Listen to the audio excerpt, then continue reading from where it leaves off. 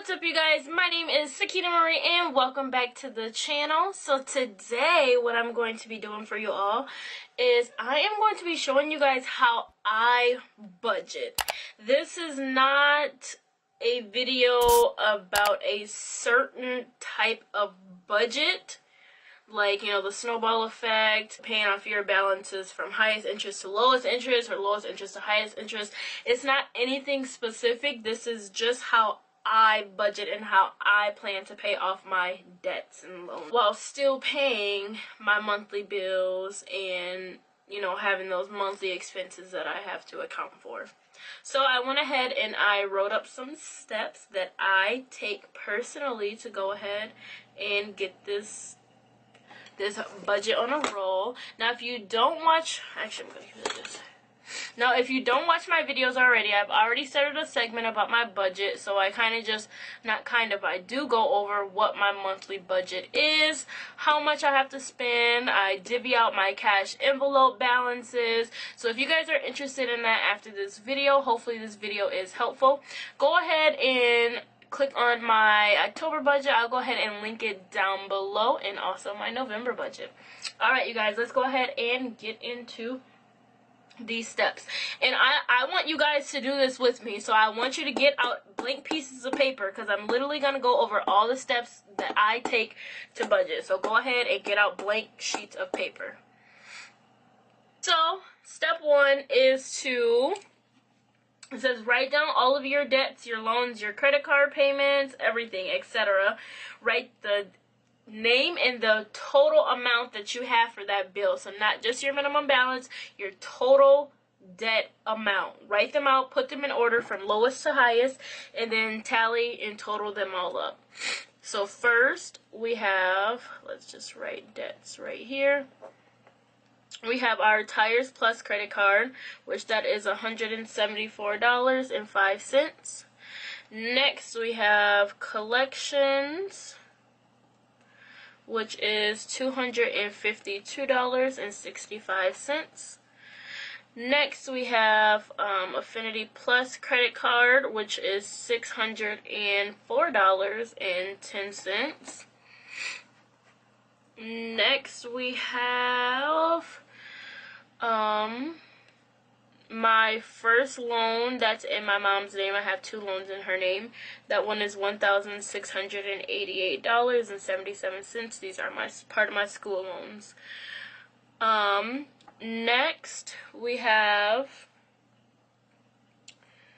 my Best Buy credit card, which is $1,734.83. Next we have my mom's second loan number 2, which is $6,970.34. And then last but not least, we have my big student loan, which is $32,632.06. That was supposed to be over here, but oh well, whatever. This is my loan.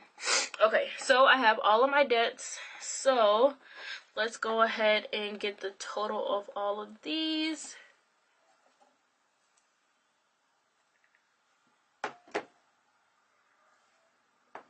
Alright, so the total is $44,056.80. Anybody out there want to give me a little loan? You know, little $45,000 loan, you know what I'm saying? No. Alright, so we have step 1 done. If you guys need a little more time to find your balances and everything like that, to write everything down, go ahead and pause this video whenever. If you have to go back as well. Alright, so step number 2, on a new sheet of paper, I'm not going to do a new sheet, I'm just going to do the second half. But on a new sheet of paper, write down all of your expenses, your monthly expenses. So your rent, your car, your cell phone, as well as these minimum balances for these credit cards and loans. So And this doesn't have to be in any particular order. It's kind of just whatever, you know, floats your boat, however you want to write it, whatever you think is important. If you want to prioritize, you can do that as well. So we have, let's just do expenses. So first we have rent,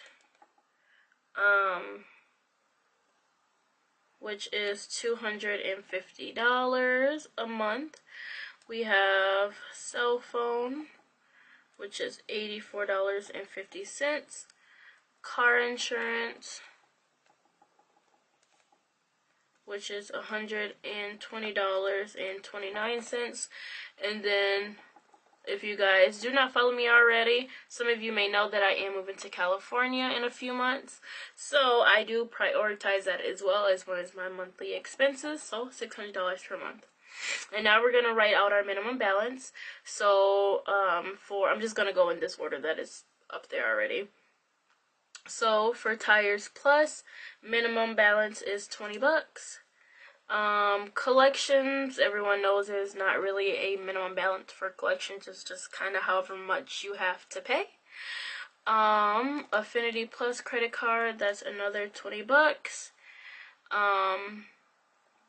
Loan number 1 and 2 are both together on my app, but they're two separate loans, if that makes sense.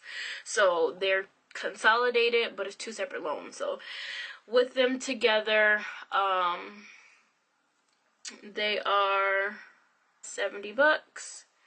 And then Best Buy credit card, that is $65. My loan,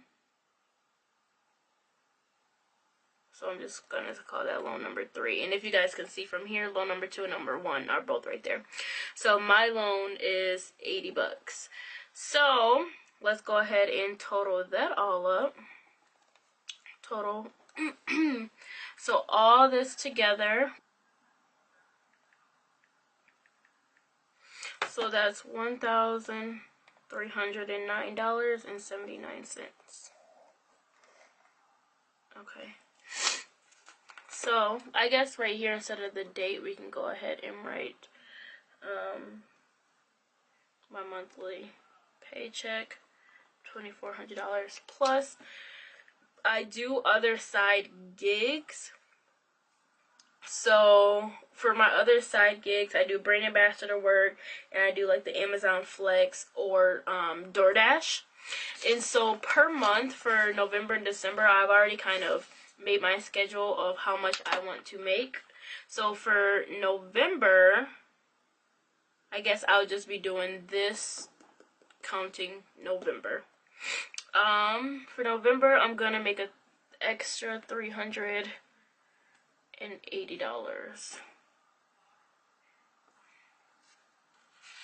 So I'm just gonna write that on the top, just so that I can keep track of that. Alright, so we have step 2 down. Now, step 3, total everything up, my expenses, which we already did that, and then subtract that from my monthly income. So $1,309.79. So expense total $1,309. I think it was what, 79? Yeah, 79. Monthly check is $2,400 plus, what did I say, $380. So $2,780.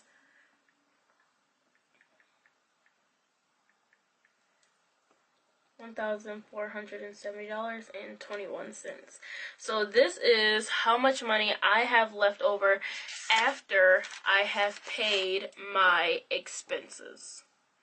So with this money, I'm going to take out my cash envelopes, which that is my monthly budget. So if you guys want to check out my cash envelopes, go ahead and check that out as well. So $200 for my cash envelopes. So I'll have $1,270.21 left over. So this is the amount that I have to divvy up between all of my loans up here to pay them off. So what I am going to do is, after all of my expenses are paid off, this $1,270 that I have left over, I'm going to go ahead and take that, and I am going to start off paying my lowest balance first. If you guys want, you can call this the snowball effect.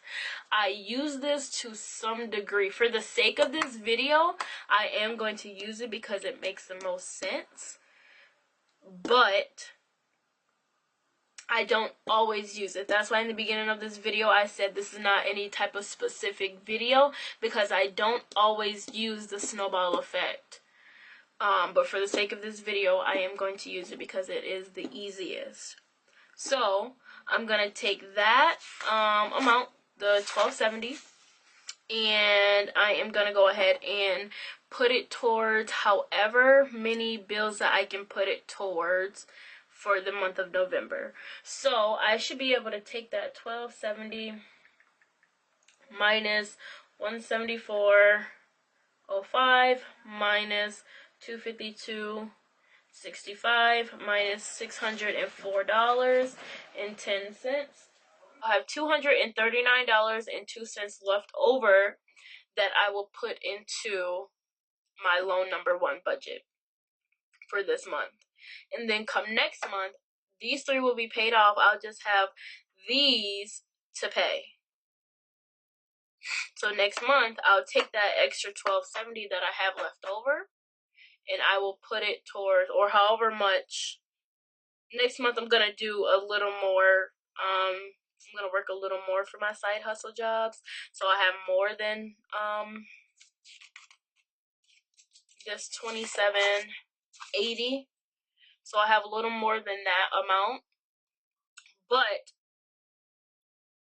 whatever I have left over, after paying all of my expenses off, I'm going to put all that into this. And then if I have anything left over, it'll trickle down into my Best Buy credit card.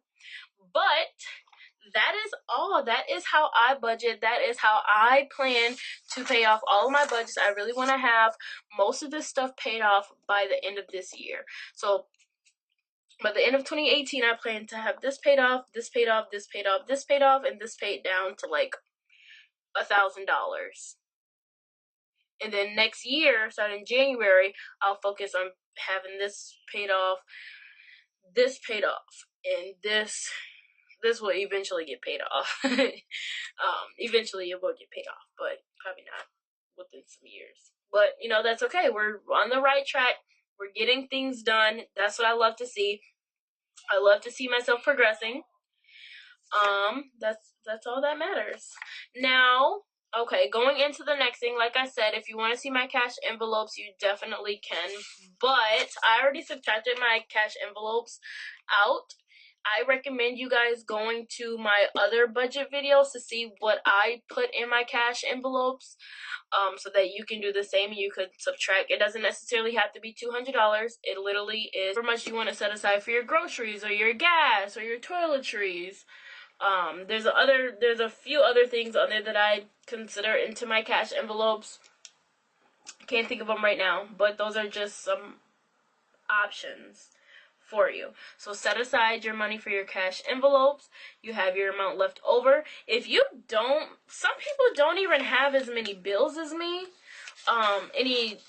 As much debt as I do. So the money that you have left over, if you only have, a few debts, go ahead and pay those off. If you have money left over, then you can create another section called sinking funds. Now these funds, you do the same thing as you did when you created your cash envelopes, except for instead of like groceries and toiletries and those important things that you need per month, you kind of do it for extra. So you'll do it, for parking fees, for car maintenance. If something happens to your car and you don't have the funds for it, or you don't have a savings account, then that's where you would take this money from. Medical bills, if something comes up and you have to pay for either prescription or things like that. Gifts, vacations. If you have those extra funds after you've paid off your debts, then go ahead and create a sinking funds column, and rate those from, prioritize those out that you like you do with your cash envelopes. So prioritize it from 1 to however many that you have, and put your money aside for the most important things. And then that way, if something comes up, you don't have to be scrambling, asking people for money. You don't have to go into your savings account to use that money. That savings is for emergency only. But if you have a sinking funds in your cash envelopes and you already have that money accounted for, you don't have to spend that important money, that emergency money. So, I mean, right now, I do not have a sinking fund. I cannot afford a sinking fund. But hopefully in January, starting January 2019, since I'll have most of this stuff paid off, I'll put money towards, these bills and everything, and then I can have a sinking fund. So, I mean, I'm going to do a new budget starting January, and I'm going to do a new how I budget, because it will be a little different since I won't have as much debt to pay off. So I'll be able to have that ability to have a sinking fund. Yeah. So if you guys like this video, go ahead and give it a thumbs up. I really hope that this video is helpful. I really hope that you guys can take some of these tips into consideration on how you do your monthly budget, just so that you can get things paid off, so you don't have to stress about them, because stressing about money is not fun at all. Literally, you'll sit there thinking about, oh, how am I going to pay this off? How am I going to pay that off? All day, every day. And there is something that you can do about it. You can start by making yourself a budget. But if you're just sitting there thinking about it and not really doing anything, that's not doing anything but stressing you out even more. So I really hope that these tips, you guys, that you take them into consideration. I really hope that this video was helpful to all of you. And go ahead and write down in the comments below what you liked about the video, what you didn't like about the video, what you're going to implement in your monthly budget. And if you guys have tips and tricks and things like that for me to go ahead and implement, go ahead and throw them down in the comment section below. Go ahead and give this video a thumbs up. Like this video. Go ahead, like I said, comment. Also, don't forget to subscribe to my channel. Until next time, bye guys.